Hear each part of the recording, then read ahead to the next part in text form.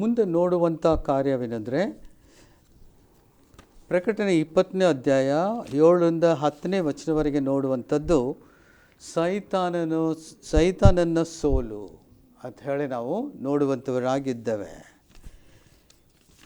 ಇದೇ ಅವನು ಕಡೆ ಬಂಡಾಯತನ ದೇವರ ಮುಂದೆ 1000 ವರ್ಷ ಆಳ್ವಿಕೆ ನಂತರ ಅವನ್ನ ಸ್ವಲ್ಪ ಸಮಯಕ್ಕೆ ಬಿಡುಗಡೆ ಆಗಿದ ನಂತರ ದೇವರಿಗೂ ವಿರೋಧವಾಗಿ ಅವನು ಎದ್ದೇಳುವುದನ್ನು ನಾವು ಇಲ್ಲಿ ನೋಡುವಂಥವರಾಗಿದ್ದೇವೆ. ಸ್ವಲ್ಪ ಸಮಯ ಅವನು ಲೋಕದಲ್ಲಿ ಇರ್ತಾನೆ, ಸ್ವಲ್ಪ ಸಮಯನೇ ಅವನಿಗೆ ಅವಕಾಶ ಕೊಡಲ್ಪಟ್ಟಿದೆ.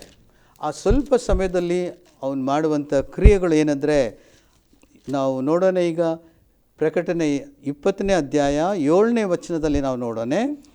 7 ಮತ್ತು 8ನೇ ವಚನ. ಆ 1000 ವರ್ಷಗಳು ತೀರಿದ ಮೇಲೆ ಸೈತಾನನಿಗೆ ಸೆರೆಯಿಂದ ಬಿಡುಗಡೆಯಾಗುವುದು. ಅವನು ಹೊರಗೆ ಬಂದು ಭೂಮಿಯ 4 ದಿಕ್ಕುಗಳಲ್ಲಿ ಇರುವ ಗೋಗ್ ಮೊಗೋಗ್ ಎಂಬ ಜನಾಂಗಗಳನ್ನು ಮರಳುಗೊಳಿಸಿ ಅವರನ್ನು ಯುದ್ಧಕ್ಕೆ ಕೂಡಿಸುವನು. ಇವನು ಮಾಡುವಂಥ ಏನು ಕೆಲಸ? ಇವನು ಬರ್ತಾನೆ, ಹೊರಗೆ ಬಂದದ್ದು ಕೂಡಲೇ ಅವನು ದೇವರಿಗೆ ವಿರೋಧವಾಗಿ ಕಾರ್ಯಗಳನ್ನು ಮಾಡುವುದಕ್ಕೆ ಪ್ರಾರಂಭಿಸ್ತಾನೆ. ಅವನು ಲೋಕವೆಲ್ಲ ಅದು ಅವನ್ನ ತಿರುಗಾಡ್ತಾನೆ, ಅಲ್ಲಿರುವಂಥ ಜನರನ್ನ ಒಂದುಗೂಡಿಸ್ತಾನೆ, ಅವನು ಮರಳುಗೊಳಿಸ್ತಾನೆ ಅವ್ರನ್ನ. ಅವನು ವಂಚಕ, ಮೊದಲೇ ವಂಚಿಸ್ತಾನೆ, ಮರಳುಗೊಳಿಸಿ ಎಲ್ಲರನ್ನೂ ಸೇರಿಸಿ, ಅಂದರೆ ಎಲ್ಲರನ್ನೂ ಸೇರಿಸಿ ದೇವರ ವಿರೋಧವಾಗಿ ಯುದ್ಧ ಮಾಡೋದಕ್ಕಾಗಿ ಅವನು ಸೇರಿಸ್ತಾ ಇದ್ದಾನೆ. ಇದಾಗುವುದು ಯಾವಾಗ? 1000 ವರ್ಷದ ಯೇಸುವಿನ ಆಳ್ವಿಕೆ ಆಗಿದ ನಂತರ ಆಗುವಂಥದ್ದು. ಒಂದು ವೇಳೆ ನಾವು ಮನಸ್ಸಿನಲ್ಲಿ ನಾವು ನೆನೆಸ್ಕೊಂಡಿರ್ಬೋದು, ಯೇಸು ಆಳ್ವಿಕೆ ಮಾಡಿದರು 1000 ವರ್ಷಗಳವರೆಗೆ. ಅದರಲ್ಲಿ ಹೇಗೆ ಜನರು ವಿರೋಧವಾಗಿ ಹೇಳ್ತಾರೆ, ಅವನು ಹೇಗೆ ಅವನು ಮರಳುಗೊಳಿಸ್ಬೋದು ಅಂತ ಕೂಡ ನಾವು ನೆನೆಸ್ಬೋದು. ಆದರೆ ಒಂದು ಕಾರ್ಯ ನಮ್ಮಲ್ಲಿ ಹೇಳಲಿಕ್ಕೆ ನಾನು ಬಯಸ್ತೀನಿ. ಈ ಐಗುಪ್ತದಿಂದ ಇಸ್ರಾಯೇಲರು ದೇವರು ಅವ್ರನ್ನ ಕರೆದುಕೊಂಡು ಹೋಗುವಂಥ ಸಮಯದಲ್ಲಿ, ಅಂದರೆ ಕಾನಾನ್ ದೇಶಕ್ಕೆ ಹೋಗುವಂಥ ಸಮಯದಲ್ಲಿ ಅರಣ್ಯದಲ್ಲಿ ಅನೇಕ ಅವ್ರ ಹಿರಿಯರೆಲ್ಲ ಅವ್ರು ಸತ್ತು ಹೋದರು. ಹಾಗಾದರೆ ಒಂದು ಹೊಸ ಪೀಳಿ ಅಲ್ಲಿ ಪ್ರಾರಂಭ ಆಗಿದ್ದನ್ನು ನಾವು ನೋಡ್ತೇವೆ. ಒಂದು ಹೊಸ ಜನ್ರೇಷನ್, ಇವರೆಲ್ಲ ಹೊಸಬ್ರು. ಅಂದರೆ ಮೊದಲಿದ್ದವ್ರಿಗೆ ಗುರುತಿತ್ತು ದೇವರು ಮಾಡಿದಂಥ ಮಹತ್ವ ಕಾರ್ಯಗಳು, ಅವರು ಸಂಧಿಸಿದ್ದು ದೇವರಿಗೆ, ಆತನು ಮಾತನಾಡಿದ್ದು ಎಲ್ಲ ಕೇಳಿಸ್ಕೊಂಡಿದ್ದಾರೆ. ಅವರು ಬಹಳವಾಗಿ ನಂಬಿಕಸ್ಥರಾಗಿ ನಡ್ಕೊಂಡಿದ್ರು, ದೇವರಿಗೆ ಭಯಪಟ್ಟು ನಡ್ತಾಯಿದ್ರು, ವಿಧೇಯತರಾಗಿ ನಡ್ತಾಯಿದ್ರು. ಆದರೆ ಈಗ ಹೊಸದಾಗಿ ಬಂದಂಥ ಮಕ್ಕಳಿಗೆ ಅದು ಗುರುತಾಗಿರಲ್ಲ.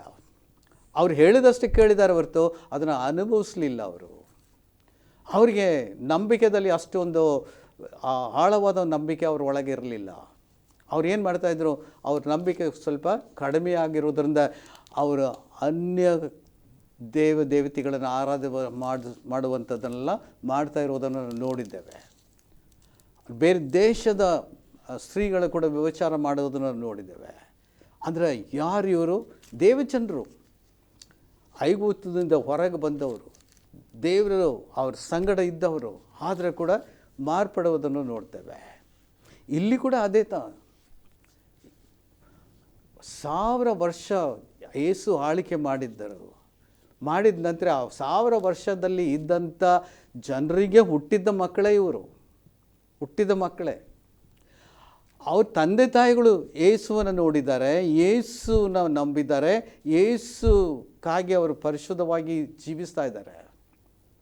ಆದರೆ ಇವರು ಅವರ ಹಾದಿಯನ್ನು ಬಿಟ್ಟು ಬೇರೆ ಅಪನಂಬಿಕೆ ಕಡಿಮೆ ಆಗೋದ್ರಿಂದ ಇಂಥವ್ರು ಅನೇಕರಿದ್ದರು. ಆ ಸಮಯದಲ್ಲಿ ಅನೇಕರಿದ್ದರು. ನಮ್ಮ ಹೃದಯವನ್ನು ಅದು ನಾವು ಸರಿಪಡಿಸ್ಲಿಕ್ಕೆ ಹಾಕೊಳ್ಳೋಣ. ಯಾವಾಗ ಚಂಚಲವಾದ ಒಂದು ಹೃದಯ ನಮಗೆ. ಇಂಥ ಮಕ್ಕಳು ಇದ್ದರು ಅಲ್ಲಿ. ಇವರೇ ಸೈತಾನಿಗೆ ಗುರಿಯಾದಂಥ ಮಕ್ಕಳು. ಇವ್ರನ್ನೆಲ್ಲ ಒಟ್ಟುಗೂಡಿಸ್ತಾನೆ. ಆವಾಗಿದ್ದಂಥ ಜನಸಂಖ್ಯೆ ಬಹಳವಾಗಿತ್ತು ಅಂತ ಹೇಳಿ ನಾವು ನೋಡ್ತಾ ಇದ್ದೇವೆ. ಅದು ಎಣಿಸಲಿಕ್ಕೆ ಆಗಲಾದಂಥ ಜನ ಸಮೂಹ ಆ ಸಮಯದಲ್ಲಿ ಇದ್ದರು. ಅಷ್ಟೊಂದು ಜನಸಂಖ್ಯೆ ಆ 1000 ವರ್ಷದಲ್ಲಿ ಆಗಿದ್ದನ್ನು ನಾವು ನೋಡ್ತೇವೆ. ಸೊ ನೋಡ್ತಾ ಇದ್ದಾನೆ ಈ ಜನರನ್ನೇ ಅವನು ಟಾರ್ಗೆಟ್ ಮಾಡ್ತಾ ಇದ್ದಾನೆ, ಗುರಿ ಹಿಡಿತಾನೆ. ಈ ಮಕ್ಕಳನ್ನೇ ಅವನ ಸಂಗಡ ಸೇರಿಸ್ಕೊಂಡು ದೇವರಿಗೆ ವಿರೋಧವಾಗಿ ಯುದ್ಧ ಮಾಡಲಿಕ್ಕೆ ಹೋಗ್ತಾ ಇದ್ದಾನೆ. ಅವ್ರನ್ನ ಮೋಸಗೊಳಿಸ್ತಾನೆ ಪ್ರಿಯರೇ, ಮೋಸಗೊಳಿಸಿ ಅವ್ರನ್ನ ಯುದ್ಧ ಮಾಡೋದಕ್ಕೆ ಹೋಗ್ತಾ ಇದ್ದಾನೆ. ಅದು ದೇವರು ಯಾಕೆ ಇವನ್ನ ಇಷ್ಟು ಬಿಟ್ಟಿದ್ದಾನೆ? ಬಿಡೋದಕ್ಕೊಂದು ಕಾರಣ ಇದೆ, ದೇವ್ರಿಗೆ ಗೊತ್ತಿದೆ.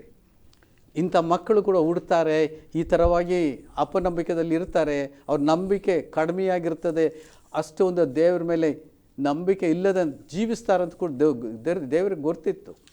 ಆದರೆ ಇವನ್ನೆಲ್ಲ ಇಲ್ಲಿ ಉಪಯೋಗ ಮಾಡಿ ಅವ್ರನ್ನ ಎಲ್ಲರನ್ನೂ ಅದು ಒಳ್ಳೆ ಜನರಿಂದ ನೀಗಿಸುವುದಕ್ಕಾಗಿ ಈ ಒಂದು ಕಾರ್ಯವನ್ನು ದೇವರು ಅನುಮೋದಿಸ್ತಾರೆ. ಅದು ಆಗುವಂಥದ್ದು ಅದೇ. ಅವರೆಲ್ಲರೂ ಕೂಡ್ತಾರೆ.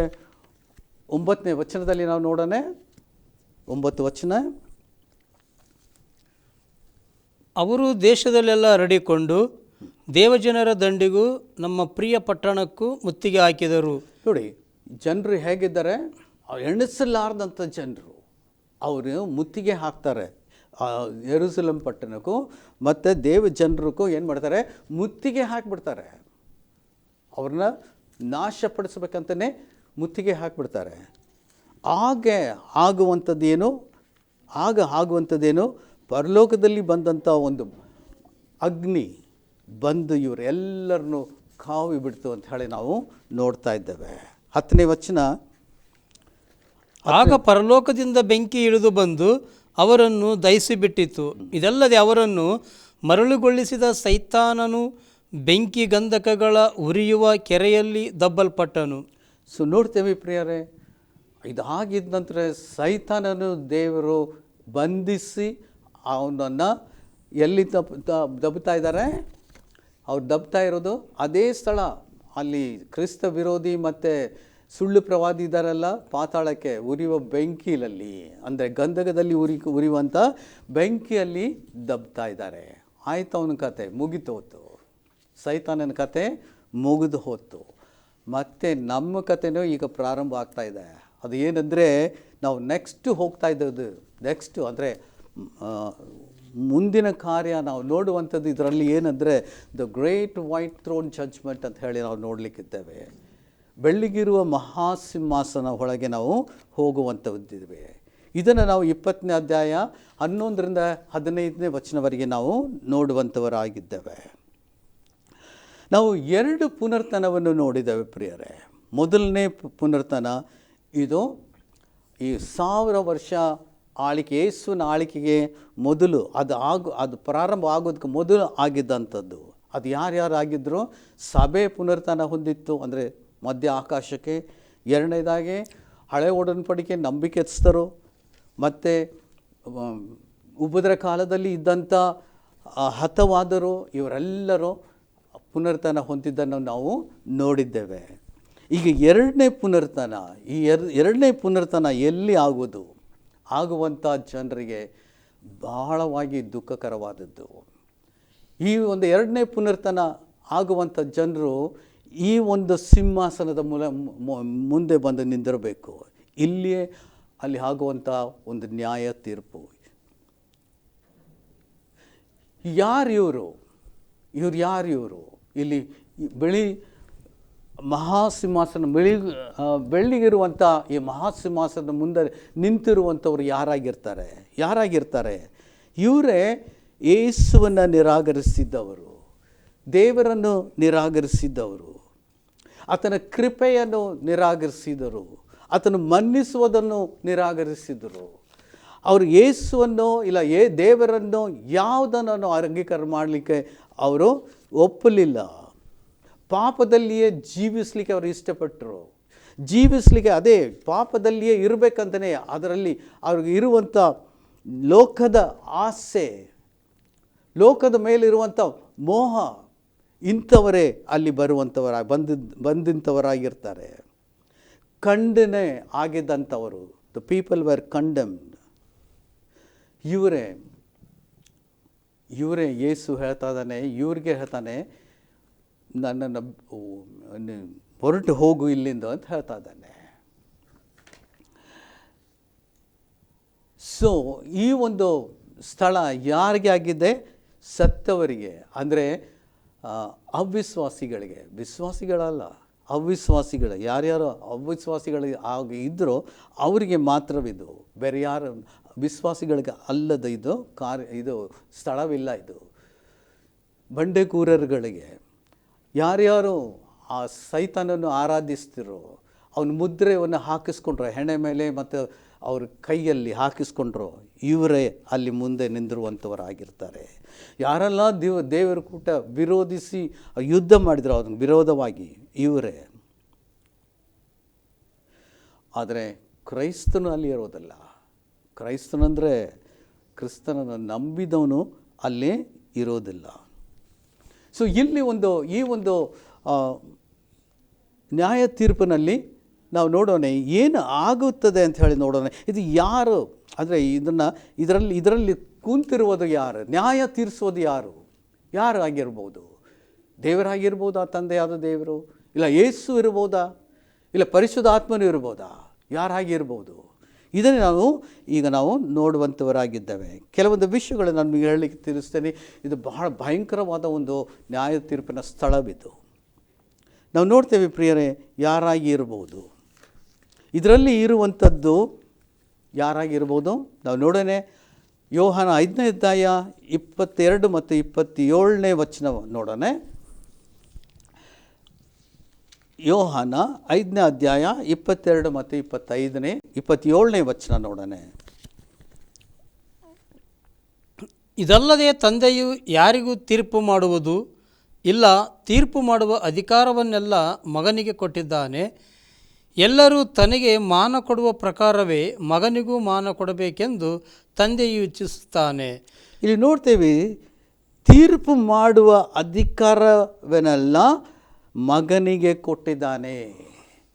ತಂದೆಯಾದ ದೇವರು ಯಾರಿಗೆ ಕೊಟ್ಟಿದ್ದಾನೆ? ಯೇಸುಗೆ ಕೊಟ್ಟಿದ್ದಾನೆ. ಹಾಗಾದರೆ ಈ ಸಿಂಹಾಸನದಲ್ಲಿ ಕೂತ್ಕೊಂಡು ನ್ಯಾಯ ತೀರಿಸುವುದು ಯೇಸು. ಅವನಾಗಿರ್ತಾನೆ. ಆತನೇ ನ್ಯಾಯ ತೀರಿಸುವಂಥವನಾಗಿರ್ತಾನೆ. ಅದು ಮಾತ್ರವಿಲ್ಲ, ನಾವು ಇನ್ನೊಂದು ವಚನ ಕೂಡ ನೋಡೋಣ. ಅಪೊಸ್ತಲರ ಕೃತ್ಯ 10ನೇ ಅಧ್ಯಾಯ 42ನೇ ವಚನ. ಆತನೇ ಜೀವಿತರಿಗೂ ಸತ್ತವರಿಗೂ ನ್ಯಾಯಾಧಿಪತಿಯಾಗಿ ದೇವರಿಂದ ನೇಮಕವಾದವನು ಎಂಬುದನ್ನು ಜನರಿಗೆ ಸಾಕ್ಷಿ ಹೇಳಬೇಕೆಂದು ದೇವರು ನಮಗೆ ಅಪ್ಪಣೆ ಕೊಟ್ಟನು. ಈತನೇ ಅಂದರೆ ಯಾರದು? ಯೇಸುನೇ ನ್ಯಾಯವಾಗಿ ದೇವರು ನೇಮಿಸಲ್ಪಟ್ಟವನು. ಈ ನ್ಯಾಯ ತೀರಿಸುವುದಕ್ಕೆ ನೇಮಿಸಲ್ಪಟ್ಟವನು ಯೇಸುವೆ.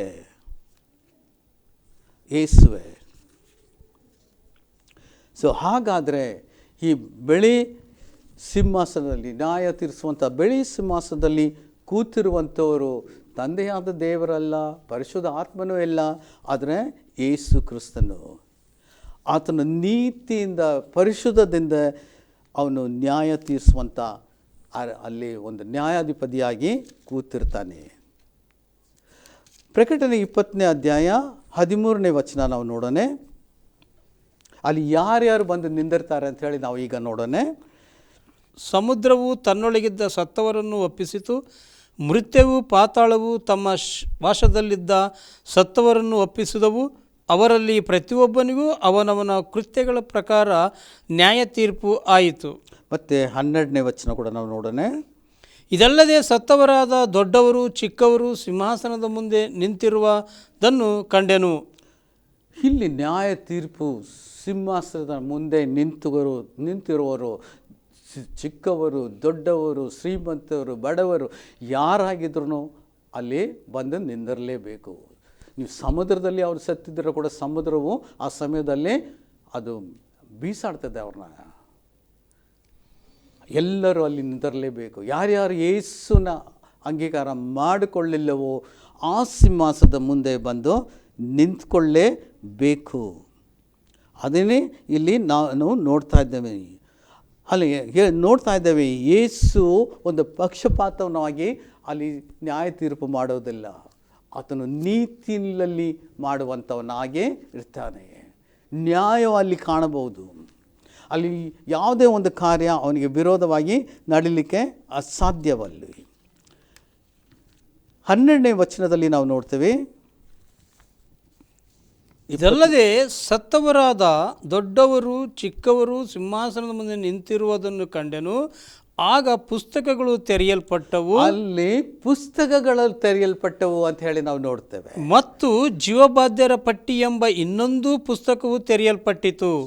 ಇಲ್ಲಿ ಎರಡು ಥರವಾದ ಪುಸ್ತಕಗಳು ನೋಡ್ತೇವೆ. ಇಲ್ಲಿ ಪುಸ್ತಕಗಳು ಅಂತ ಹೇಳಿ ಒಂದು ಥರವಾಗಿ ಅಂದರೆ ಅದು ಭೂವಚನದಲ್ಲಿ ಒಂದು ಪುಸ್ತಕವನ್ನು ನೋಡ್ತೇವೆ. ಅದು ಜೀವಬಾಧ್ಯರ ಪಟ್ಟಿ ಅಂತ ಹೇಳಿ ನೋಡ್ತೇವೆ. ಯಾವುದು ಇದು ಪುಸ್ತಕಗಳಂದ್ರೆ ಯಾವ ಪುಸ್ತಕಗಳು ಅಲ್ಲಿ ತೆರೆಯಲ್ಪಡ್ತದೆ? ಮೊದಲನೇದಾಗಿ ನಾವು ನೋಡುವಂಥದ್ದು ಏನಂದರೆ ರೋಮ ಪುಸ್ತಕದಲ್ಲಿ 2ನೇ ಅಧ್ಯಾಯ 14 ಮತ್ತು 15ನೇ ವಚನ ನೋಡೋಣ. ಈ ಪುಸ್ತಕವನ್ನು ತೆಗೆಯುವಾಗ ಇಲ್ಲಿ ನಡೆಯುವಂಥದ್ದು ಏನಂದರೆ ಮನಸ್ಸಾಕ್ಷಿಯನ್ನು. ಧರ್ಮಶಾಸ್ತ್ರವಿಲ್ಲದ ಅನ್ಯ ಜನರು ಸ್ವಾಭಾವಿಕವಾಗಿ ಧರ್ಮಶಾಸ್ತ್ರದಲ್ಲಿ ಹೇಳಿದಂತೆ ನಡೆಯದವರು, ಧರ್ಮಶಾಸ್ತ್ರವಿಲ್ಲದವರು ಆಗಿದ್ದರೂ ತಾವೇ ತಮಗೆ ಧರ್ಮ ಪ್ರಮಾಣವಾಗಿದ್ದಾರೆ. ಹೇಗೆಂದರೆ ಅವರು ಧರ್ಮಶಾಸ್ತ್ರದ ಮುಖ್ಯ ತಾರ್ಥ ಮತ್ತು ಹೃದಯದಲ್ಲಿ ಬರೆದಿದೆ ಎಂಬುದನ್ನು ತೋರ್ಪಡಿಸುತ್ತಾರೆ.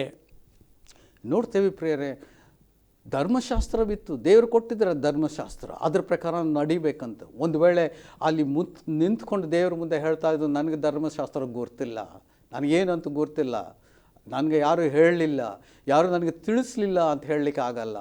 ಕಾರಣವೇನೆಂದರೆ ಅದಕ್ಕೆ ಸಾಕ್ಷಿಯಾಗಿ ನಮ್ಮ ಮನಸ್ಸು ಅಷ್ಟೇ.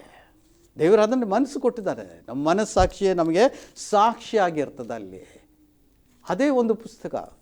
ಎರಡನೇದಾಗಿ ನಾವು ನೋಡುವಂಥದ್ದು ರೋಮ 2ನೇ ಅಧ್ಯಾಯ, ಅದೇ ಈಗ ನೋಡಿದ್ದೇವೆ 15ನೇ ವಚನ, ನಮ್ಮ ಮನಸ್ಸಾಕ್ಷಿ. ಅದೇನು ಅಲ್ಲಿ ಒಂದು ಸಾಕ್ಷಿಯಾಗಿ ನಿಂತು ದೇವರು ಯೇಸು ಮುಂದೆ ಸಾಕ್ಷಿ ಹೇಳ್ತದೆ.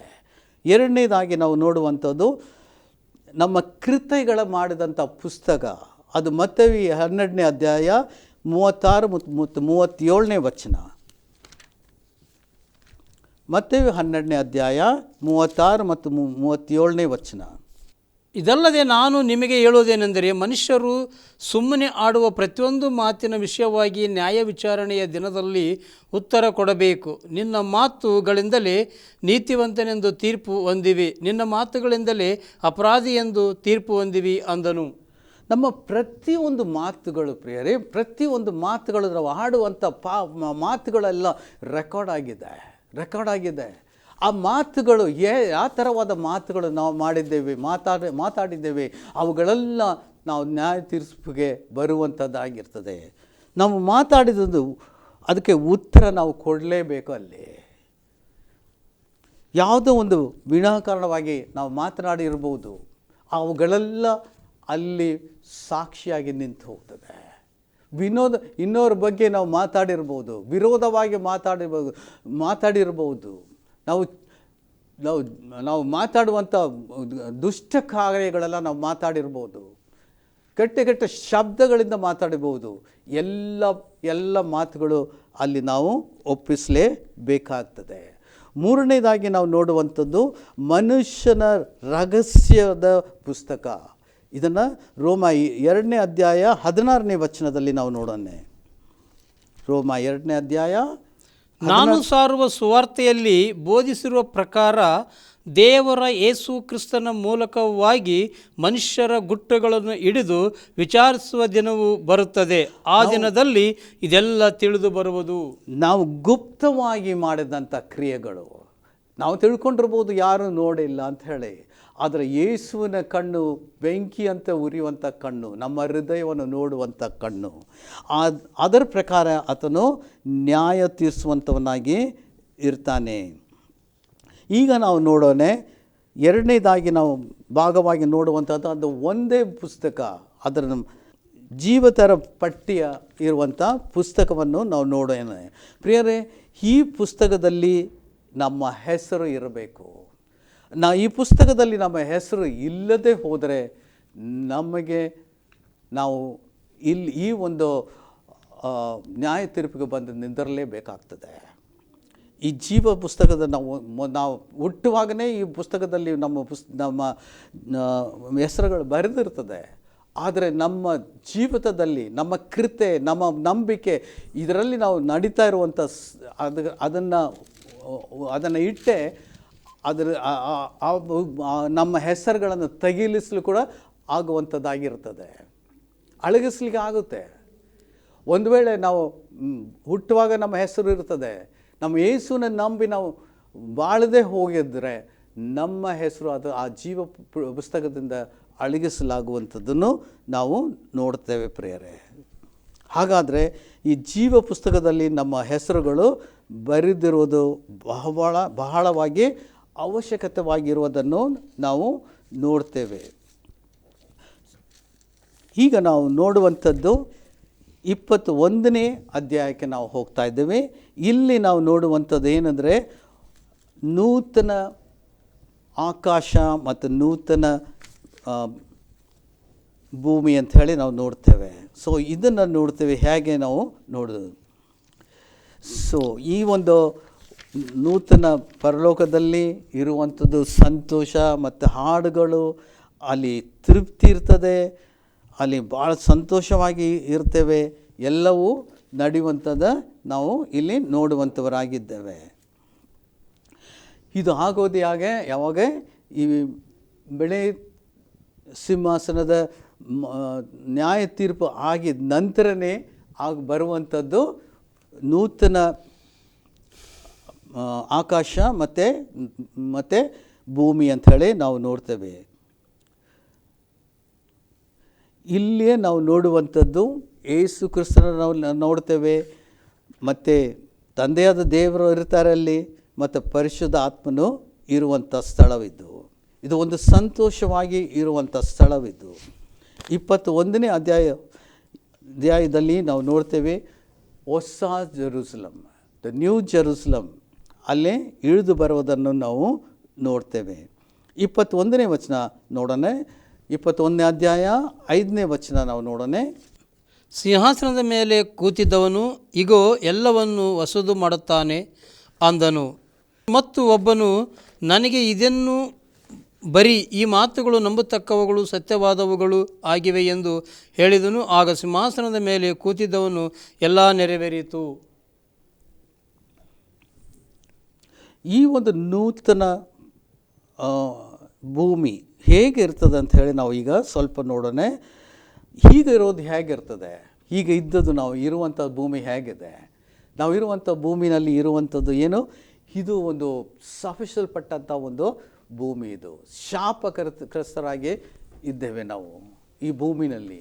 ಯಾವುದು ಬೆಳೆ ನೋಡ್ರಿ, ಬೆಳೆ ಒಂದು ಉತ್ತಮವಾಗಿ ಬರ್ತಾನೆ ಇಲ್ಲ. ಯಾವುದೋ ಒಂದು ಫಲಗಳು ನೋಡ್ರಿ, ಎಲ್ಲವೂ ಏನಾಗ್ತಾ ಇದೆ, ಉತ್ತಮವಾಗಿ ನಮಗೆ ಸಿಗ್ತಾ ಇಲ್ಲ. ಆದರೆ ದೇವರ ಸೃಷ್ಟಿ ಮಾಡಿದಂಥ ಸಮಯದಲ್ಲಿ ಹೇಗಿತ್ತು ಆದಾಮ್ ಸಮಯದಲ್ಲಿ ಹೇಗಿತ್ತು, ಇಷ್ಟು ಎಲ್ಲವೂ ಒಳ್ಳೆಯದಾಗಿತ್ತು ಅಂತ ಯೇಸುವನ್ನೇ ಹೇಳ್ತಾ ಇದ್ದಾನೆ, ದೇವರೇ ಹೇಳ್ತಾ ಇದ್ದಾನೆ. ಅವನು ಸೃಷ್ಟಿ ಮಾಡಿದ ನಂತರ ಹೇಳ್ತಾನೆ ಒಳ್ಳೆಯದಾಗಿದೆ ಅಂತ ಹೇಳ್ತಾ ಇದ್ದಾನೆ. ಆದರೆ ಈಗ ಇರುವಂಥ ಭೂಮಿ ಹೇಗಿದೆ, ಇಲ್ಲಿರುವಂಥದ್ದು ಏನು, ಶಾಪದಿಂದ ತುಂಬಲ್ಪಟ್ಟ ಈ ಭೂಮಿಯಾಗಿದೆ. ಬೆಳೆ ಸರಿಯಾಗಿ ಬರ್ತಾ ಇಲ್ಲ. ನಾವು ನೋಡ್ತಾ ಇದ್ದೀವಿ ಅನೇಕ ಕಡೆ ಬರಗಾಲ ಬರ್ತಾ ಇದೆ. ಬರದಲ್ಲಿ ಎಷ್ಟು ಕೊರತೆಗಳು, ಯಾವುದೇ ಒಂದು ಒಳ್ಳೆಯದಾಗಿ ನಮಗೆ ಸಿಗ್ತಾ ಇಲ್ಲ. ಆದ್ದರಿಂದ ಎಲ್ಲ ಹೈಬ್ರಿಡ್ಗೆ ಹೋಗ್ತಾ ಇದ್ದೇವೆ ನಾವು. ಆದರೆ ದೇವರು ಕೊಟ್ಟಂಥ ಸಮಯದಲ್ಲಿ ಯಾವುದೇ ನಾವು ಮಾಡುವಂಥದ್ದು ಇಲ್ಲ. ಬೆಳೆಸ್ತಾ ಇದ್ದರು, ದೇವರೇ ನಮಗೆ ಬೆಳೆಸಿಕೊಡ್ತಾಯಿದ್ರು. ಆ ಥರವಾಗಿ ನಾವು ಅಂಥ ಒಂದು ಭೂಮಿನಲ್ಲಿ ಇದ್ದವರು. ಆದರೆ ಈಗ ಇಲ್ಲಿ ನಡೀತಾ ಇರುವಂಥದ್ದನ್ನು ಬಲಾತ್ಕಾರಗಳು ನಡೀತದೆ.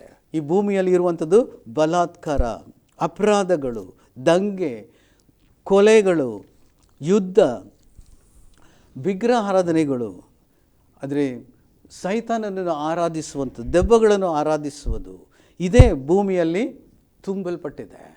ಇದೇ ಒಂದು ಸ್ಥಿತಿಯಾಗಿದೆ ನಮ್ಮ ಭೂಮಿ. ಈಗ ಈ ಒಂದು ಭೂಮಿ ಹೊಲಸಾದ ಭೂಮಿ, ಎಲ್ಲವೂ ಭೂಮಿಯಲ್ಲಿ ಸೇರಿಸ್ಕೊಂಡಿದೆ. ಅದಕ್ಕಾಗಿ ನಮಗೆ ಸಂತೋಷವಿಲ್ಲ, ಒಂದು ಸಮಾಧಾನ ಇಲ್ಲ. ಅದರಿಂದ ಅನೇಕ ಥರವಾದ ರೋಗಗಳು ಇವುಗಳೆಲ್ಲ ತುಂಬಿಲ್ಪಟ್ಟು ಅದೇ ಶಾಪದಲ್ಲಿ ನಾವು ಇದ್ದೇವೆ. ಇದನ್ನು ನೋಡ್ತಾ ಇದ್ದೇವೆ. ಇದೇ ಇರುವಂಥ ಭೂಮಿಯಾಗಿದೆ. ಇದನ್ನು ನೂತನವಾಗಿ ದೇವರು ಮಾಡಲಿಕ್ಕಿದ್ದಾನೆ. ಪರಲೋಕದಲ್ಲಿ ಕೂಡ ಅದನ್ನು ಕೂಡ ಹಾಳು ಮಾಡಿದ್ದ ಸೈತಾನು. ಅದನ್ನು ಕೂಡ ಎರಡು ಸೇರಿಸಿನೇ ದೇವರು ಅದನ್ನು ನೂತನವಾಗಿ ಮಾಡುವಂಥವರಾಗಿ ಇದ್ದಾನೆ. ಅವನು ಮಾಡುವಂಥದ್ದು ಹೇಗೆ? ಪರಲೋಕವನ್ನು ಮತ್ತು ಭೂಮಿಯನ್ನು ಅವನು ನೂತನವಾಗಿ ಮಾಡುವಂಥದ್ದು ಹೇಗೆ ಅಂತ ಹೇಳಿ ನಾವು ನೋಡೋಣ. 2 ಪೇತ್ರ 3ನೇ ಅಧ್ಯಾಯ 10-12 ನಾವು ನೋಡೋಣ. 2 ಪೇತ್ರ 3ನೇ ಅಧ್ಯಾಯ 10 ಮತ್ತು 10-12 ನೋಡೋಣ. ಒಂದು ಪ್ರಾಮುಖ್ಯವಾದ ಒಂದು ವಿಷಯವಿದು. ನಾವು ಗಮನವಾಗಿ ಸ್ವಲ್ಪ ನೋಡೋಣ. ಅನೇಕರು ನಾವು ತಿಳ್ಕೊಂಡಿರ್ತೇವೆ ಎಲ್ಲ ನೂತನವಾಗಿ ಇರ್ತದೆ, ನೂತನವಾಗಿ ಆಗ್ತದೆ, ನೂತನ ಆಕಾಶ, ನೂತನ ಭೂಮಿ ದೇವರು ಸೃಷ್ಟಿಸ್ತಾರೆ, ಒಂದು ಹೊಸದಾಗಿ ಮಾಡ್ತಾರೆ, ಇದೇ ನಮ್ಮ ಯೋಚನೆ. ಆದರೆ ದೇವರ ವಚನಗಳ ಪ್ರಕಾರ ನಾವು ಹೋಗೋಣ. ಇದರಲ್ಲಿ ಬರೆಯಲ್ಪಟ್ಟದನ್ನು ನಾವು ಸ್ವಲ್ಪ ಧ್ಯಾನ ಮಾಡುವಂಥವರಾಗಿದ್ದೇವೆ. ಇದಕ್ಕಾಗಿ ನಾವು ಒಂದು ಸರಿ ಓದ್ಕೊಳ್ಳೋದು ಒಂದು ಉತ್ತಮವಾಗಿರ್ಬೋದು. 10ನೇ ವಚನ ನಾವು ನೋಡೋಣ. 2 ಪೇತ್ರ 10 ಅದರಲ್ಲಿ ನಾವು ನೋಡೋಣ. ಇದು 2 ಪೇತ್ರ 2ನೇ ಪೇತ್ರ 3ನೇ ಅಧ್ಯಾಯ 10-12. ಕರ್ತನ ದಿನವು ಕಳ್ಳನು ಬರುವಂತೆ ಬರುತ್ತದೆ. ಆ ದಿನದಲ್ಲಿ ಆಕಾಶಮಂಡಲವು ಮಹಾಘೋಷದಿಂದ ಇಲ್ಲದೆ ಹೋಗುವುದು. ಸೂರ್ಯ, ಚಂದ್ರ, ನಕ್ಷತ್ರಗಳು ಉರಿದು ಲಯವಾಗಿ ಹೋಗುವವು. ಭೂಮಿಯು ಅದರಲ್ಲಿರುವ ಕೆಲಸಗಳು ಸುಟ್ಟು ಹೋಗುವವು. ಪ್ರೇರೆ, ನಾವು ನೋಡಿದ್ದೇವೆ, ಈಗ ಎಲ್ಲವೂ ಸುಟ್ಟು ಹೋಗುವು ಅಂತ ಹೇಳಿ ನಾವು ನೋಡ್ತೇವೆ.